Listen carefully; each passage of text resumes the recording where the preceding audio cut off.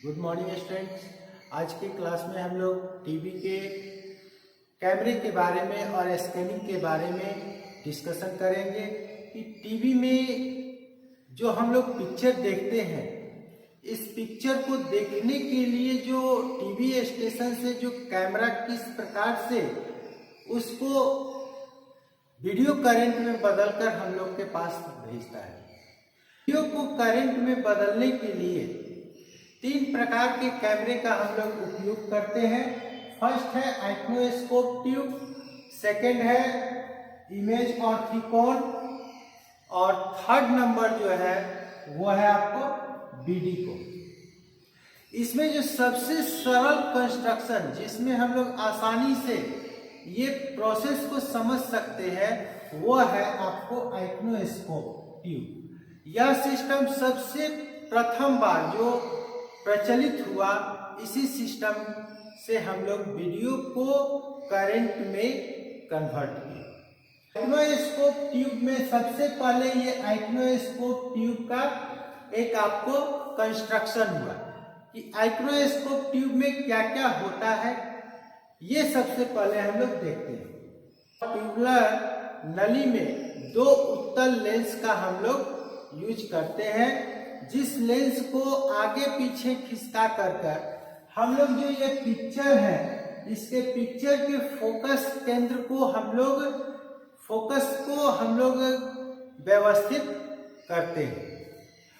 अब जो ये जो यहाँ से जो फिगर है, मान लेते हैं हम लोग को ये फिगर को ट्रांसमिट करना है, तो इस 2 लेंस के द्वारा, फर्स्ट लेंस और ये हो गया सेकेंड लेंस, इसके द्वारा हम लोग क्या करेंगे, उसको समायोजित कर हम लोग इसको, ये आपको आ गया इस जगह पर ये प्रतिबिंब बना।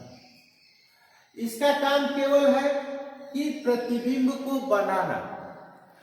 अब है कि प्रतिबिंब जो बनता है यहाँ पर फोटोसेंसिटिव स्क्रीन पर, इसको हम लोग कहते हैं फोटोसेंसिटिव स्क्रीन। फोटोसेंसिटिव स्क्रीन जो होता है वह सिल्वर कैल्शियम ऑक्साइड, इस पर सिल्वर कैल्शियम ऑक्साइड के बहुत से कण को व्यवस्थित किया हुआ रहता है। 625 बराबर लाइन में उसको व्यवस्थित किया होता है, हजारों की संख्या में इसको व्यवस्थित किया हुआ होता है। इसके साथ हम लोग देख रहे हैं कि ये किस पर है, माइका शीट है यहाँ पर, और माइका शीट के पीछे ये ग्रेफाइट प्लेट है। माइका शीट बीच में हो जाने से क्या होता है कि ग्रेफाइट और ये सिल्वर कैल्शियम ऑक्साइड एक छोटे कैपेसिटर का निर्माण करता है। हर एक सिल्वर कैल्शियम ऑक्साइड का हर एक छोटा कण जो है वो ग्रेफाइट के प्लेट के साथ एक छोटा कैपेसिटर का निर्माण करता है, और इसके अनुसार ये कण जो होता है वो चार्ज हो जाता है।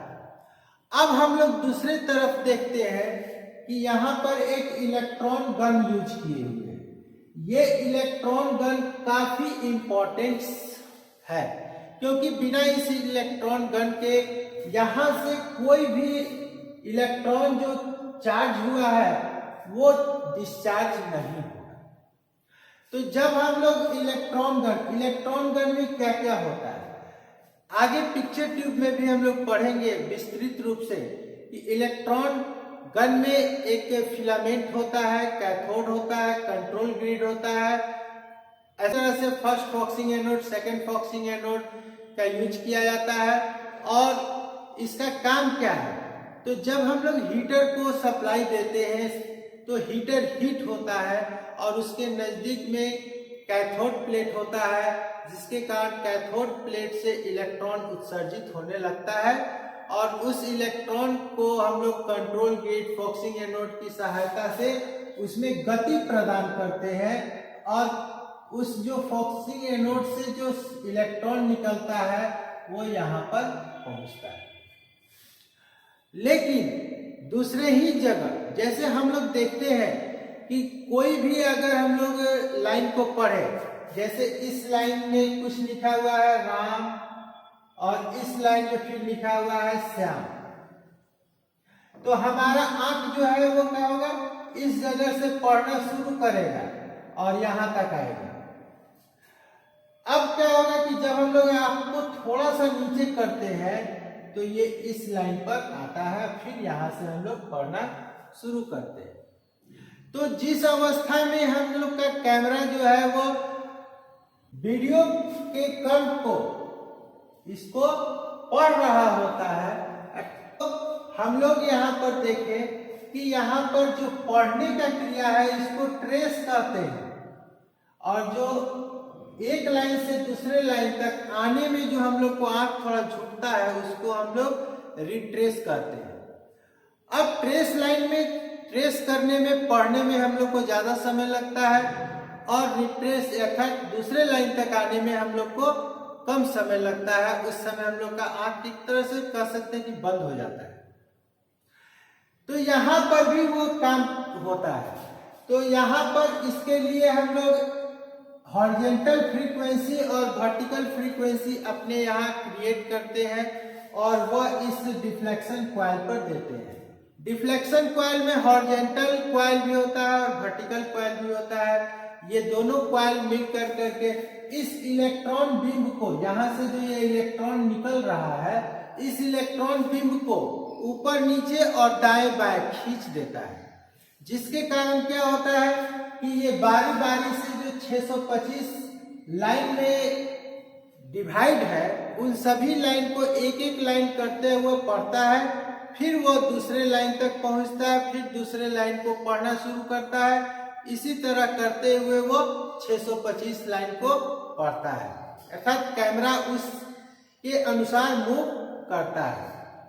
अब जब यहाँ पर एक इलेक्ट्रॉन डिस्चार्ज होता है तो ये इसको हम लोग लोड रेसिस्टेंस से प्राप्त कर लेते हैं, और लोड रेसिस्टेंस पर जो करंट मिलता है उसी को हम लोग वीडियो करंट कहते हैं। तो वो करंट किसके कारण मिल रहा है, यहाँ पर जो तस्वीर बना हुआ है उसके कारण।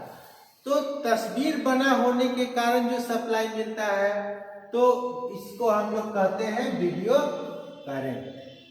और इस वीडियो करंट को अब हम लोग एम्पलीफाई कर उस पर रेगुलेट कर फिर ट्रांसमीटर से वायुमंडल में छोड़ देते हैं। तो यहाँ पर जो हम लोग देखे कि ये जो 625 लाइन का जो प्रोसेस था, 25 का जो प्रोसेस था, उसमें हम लोग देखते हैं नेक्स्ट स्कैनिंग। स्कैनिंग क्या है, तो स्कैनिंग अर्थात प्रत्येक कण के इलेक्ट्रॉन को करंट में बदलने का क्रिया जो है वही स्कैनिंग कहलाता है। और स्कैनिंग दो प्रकार का होता है, प्रोग्रेसिव स्कैनिंग कहलाता है और दूसरा जो है इंटरलेस्ट स्कैनिंग कहलाता है। ये प्रोग्रेसिव स्कैनिंग क्या है और इंटरलेस्ट स्कैनिंग क्या है। प्रोग्रेसिव स्कैनिंग के जगह पर इंटरलेस्ट स्कैनिंग का यूज हम लोग क्यों करते हैं, तो यहाँ पर क्या होता है, प्रोग्रेसिव स्कैनिंग में ये 625 लाइन में डिवाइड होता है। एक फ्रेम जो है वो 625 लाइन में डिवाइड होता है। यहाँ एक नंबर हो गया और ये 625 लाइन हो गया। तो कैमरा जो होता है वह यहां से स्टार्ट होता है, यानी बाएं से स्टार्ट होता है और दाएं पर आता है। फिर क्या होता है कि कैमरा यहां से यहां पहुंचता है। तो इस लाइन को ट्रेस लाइन और इस लाइन को रिट्रेस लाइन कहते हैं।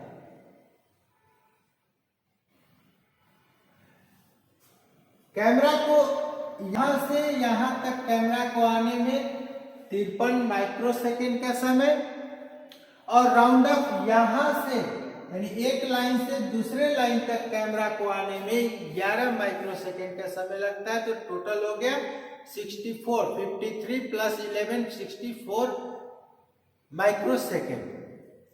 इस तरह से कैमरा प्रत्येक कण को करते हुए यहाँ तक आता है, और फिर कैमरा यहाँ से उठ करके ऊपर जाता है और फिर दूसरे फ्रेम को वो करंट में बदलता है। तो कैमरा को दाएं से बाएं कितना बार जाना पड़ रहा है, तो दाएं से बाएं कैमरा को, चूंकि प्रोग्रेसिव स्कैनिंग में हम लोग 25 फ्रेम यूज करते हैं, जिसके कारण कैमरा को 25 इंटू 625 इक्वल टू 15,625 बार दाएं से बाएं मूव करना पड़ता है।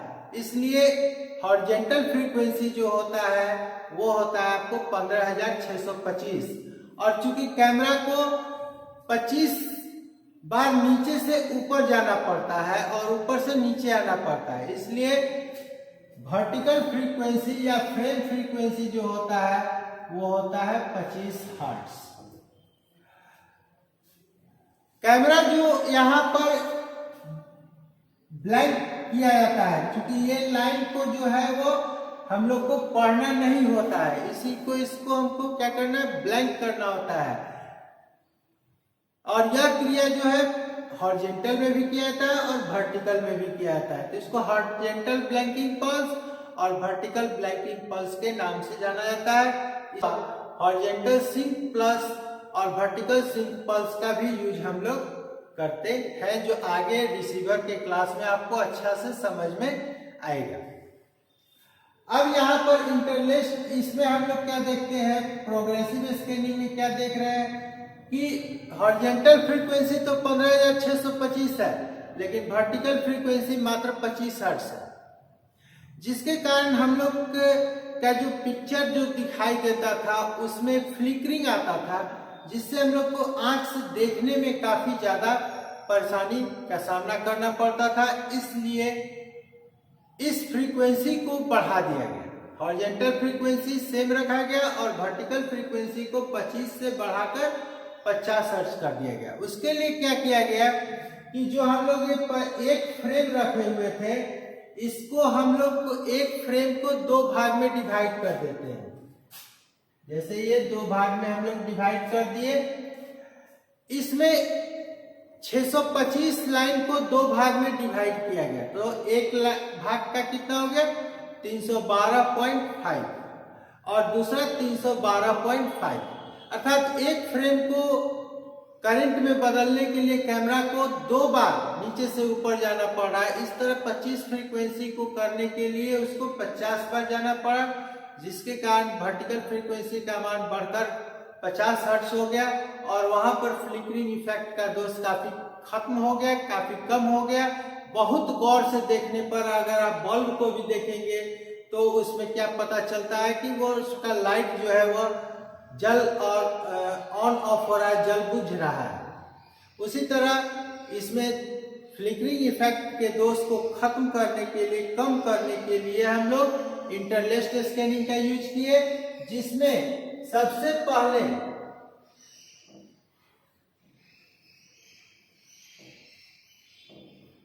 एक, 2, इसी तरह ये हो गया 312.5 और फिर 312.5 से इसको अलग अलग किया गया, तो इस तरह आकर करके हो गया 625 हर्ट्ज। अर्थात पहले इसमें हम लोग क्या करते हैं,